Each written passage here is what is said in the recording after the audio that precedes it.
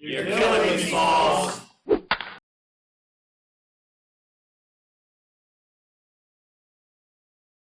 There's a little inciting incident in my childhood that's sort of where the little flash came from, which is we lived on this block. My little brother was probably 8, 9 years old, and some bullies lost their ball over a brick wall, said, go get the ball, you can play with us. They had no intention of letting him play.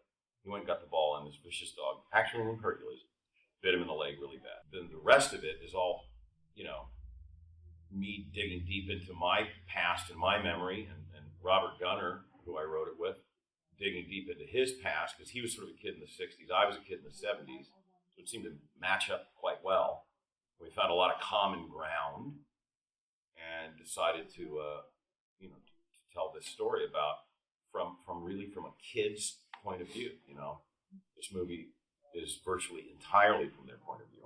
I wanted to do something because this time in a kid's life fascinates me, especially in young men's lives. Is that 11, 12-year-old thing, that's it. I mean, you're going to get another year older, and now we're, young adults. And Benny's jumping over that fence is that moment. He's leaving childhood behind because he's such a good friend and such a hero that he's going to help this kid out of what he's convinced is certain death. In the grand scheme of things, it went quite quickly. I think Bob and I knocked that script out in about 6 weeks, maybe less, maybe 1 or 2 rewrites. And then, of course, all the stuff we did with the actors and myself interacting and changing stuff as we go along. It sold, it was picked up and sold within, I think, a week and a half of finishing it. There was a big bidding war about it and all that. And within 2-3 months of that, I'm pretty sure, maybe 4 months, because the casting thing, we were shooting it in Salt Lake City, Utah, and I think, Cathleen, correct me if I'm wrong, we shot it in about 42 days, 40 days, something like that. Yeah, we originally had like 58 days, and some things conspired to cut us short, but we got it done. Honestly, I was not aware of those movies while we were doing this. Field of Dreams, yeah, I love that movie. Who doesn't love that movie? It's a terrific film. But the other ones, League of Their Own, I was unaware of, and Rookie of the Year, and this and that and the other thing. I mean, I worked on The Natural, and they're just so different. Yeah. I was like, oh yeah, I've worked on 2 of the greatest baseball movies ever, but I didn't think of them that way. No. It was to me just 2 different kinds of stories. Because there have been many books written by people who are much smarter than me, and is America. Baseball is America's religion. It's a game. It's a team game in which individuals can shine just like life, and it's the game on Earth that is particularly American and particularly mimics life in a number of ways. But if you had to reduce it to a certain single word. And Ron Shelton said this in an interview, so I'll steal it from Ron. He says you can reduce it to hope. Okay, and the best movies set against the background of baseball are about hope. Boy, I hope he hits that out. Boy, I hope he catches that. Boy, this, boy, that. And The Sandlot is not essentially a baseball movie. That's why I think it stands out. It's a movie about friendship and about character, courage, and loyalty, which is on a Little League patch. Another nice thing on a Little League patch is you actually get to talk to each other. Mm-hmm. It's not a game where you're just running into each other. Yeah, and it's I don't not mean just war. It's and you can tease each other and you can try to make someone fail at something, but it's banter, it's fun, it's meant to be fun. I think that's what we love about baseball too. I think another thing too is that baseball, any one component of a team can be the hero at any given time, right? It's not always about the star on the team or the person who you think is going to come in and save the day. Where any single person is capable of being the hero and help the team win. And lifting the entire team. Yeah. Exactly. And we saw that in the film. It takes the whole team because everybody has to be on. Yeah, I mean, it was. I had just moved here from Sacramento, and I had come off 2 commercials, and then the Sandlot came along, and I just remember going to the Sportsman's Lodge and seeing a bunch of kids that looked like or looked like the character, and I originally think I was cast as Bertram in the movie, and I know there's another kid that was going to be and he got injured, and so I mean there was a lot of people that obviously we're competing against, and I just remember my mom saying one thing. She gave me a Hershey's Kiss bar and said, "I want you to eat that before you go in because it'll give you a ton of energy." Nice. I mean, my part in front of the camera, it was the brilliance and the inspiration of Mr. Evans that got this just kind of cameo thing into this eclectic. Yeah, that was not in the original script. No. We were all just hoping, we're lucky enough to be a part of it, and however it worked out, either for selfish reasons, I can say it, but it was very, very lucky, and I think we're all very happy we got it. Forgive me, I never said this on camera, but because I realized you were the least talented baseball player, It's true. I put you in right field. That makes sense. That's the truth. Yeah, it makes sense. He was the youngest. He was the didn't have youngest, as and I much said, "What do you practice." do with the guy who has these down? You put him in right field." So that's how. There's even a video on YouTube, like a little combination of clips from the movie, and it's a slow motion shot of me not catching the ball. And it's like in black and white, and it's all dramatic, and the ball just, I had originally read for Smalls. And when I learned about the film, great, go play baseball all summer and be in a movie, it sounds perfect. And went in and read and never heard anything after that. One day I got picked up from school, my dad, and he says, "You're going back to read for the Sandlot for a different role." So I went in and read, they brought me back in, read again, and they sent me home.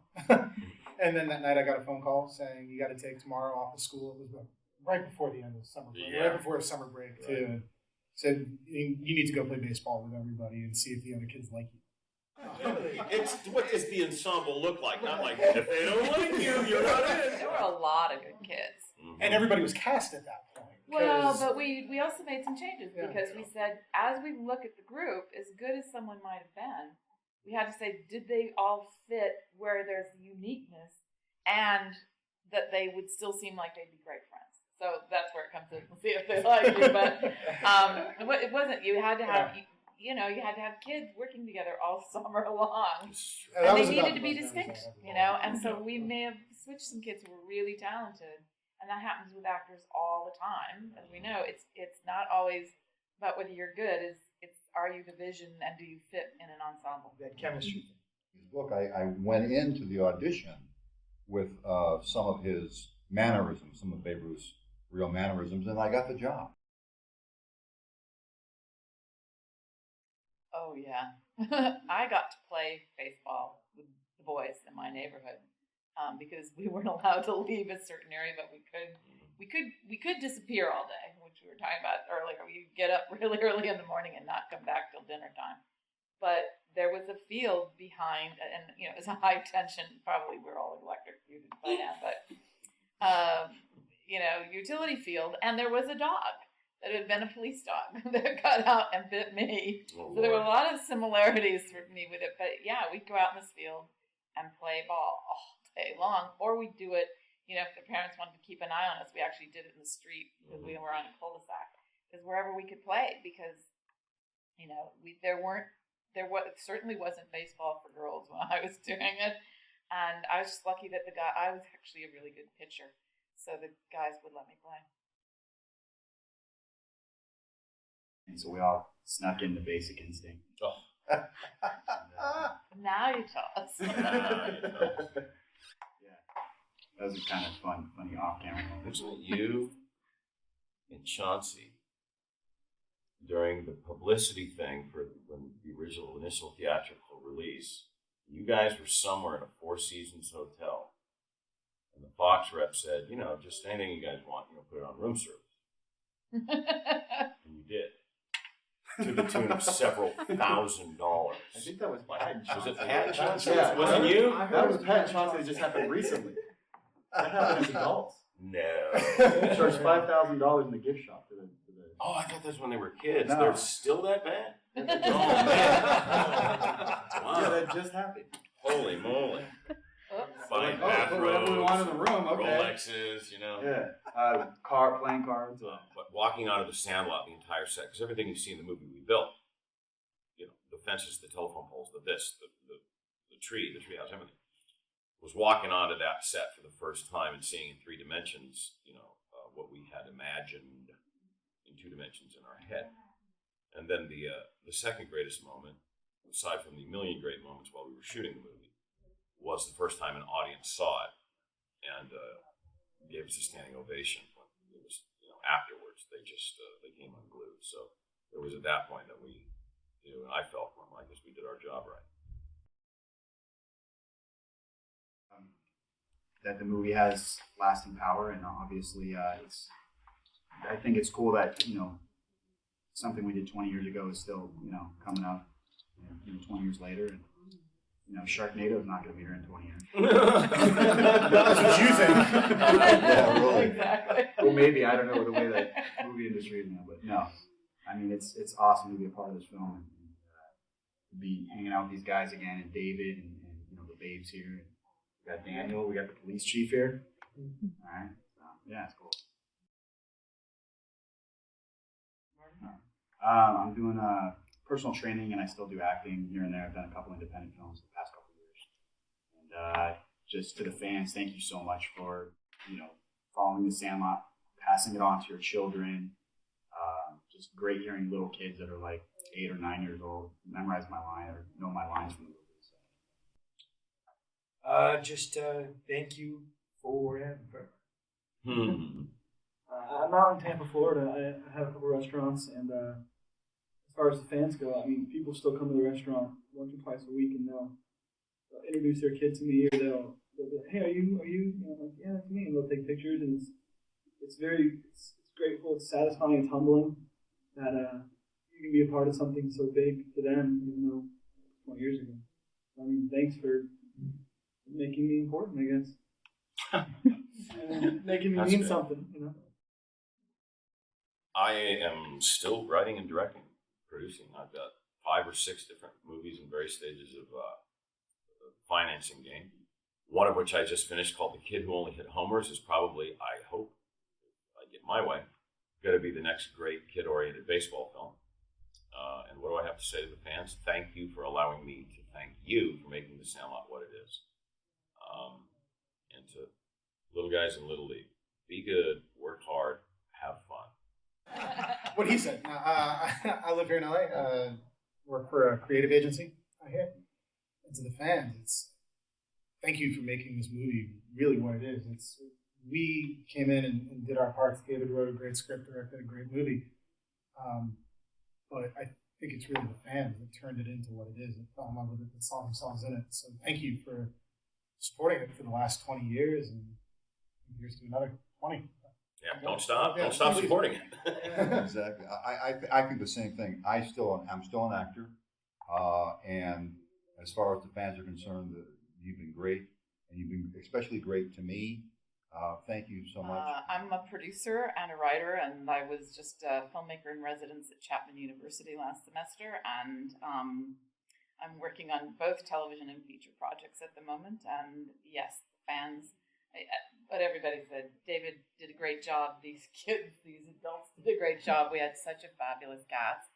But it's been so touching and really hit home because we got together, some of us in Salt Lake and Glendale, and just to hear people talk about how much they loved that moment. Because also for me, it was like reliving my childhood of getting to play ball and having those friends. It felt like having a whole group of other people who had that same experience and wanted to share it. It was lovely. And one last thing. It's younger people today, if you see somebody at school, the park, at Little League, some organized sport, that isn't included or that is disincluded for some reason, and I don't care what that reason is, be the big enough person to walk up and include that person, okay? Don't worry, that person's not going to make your team lose, okay? Include people. Be a friend.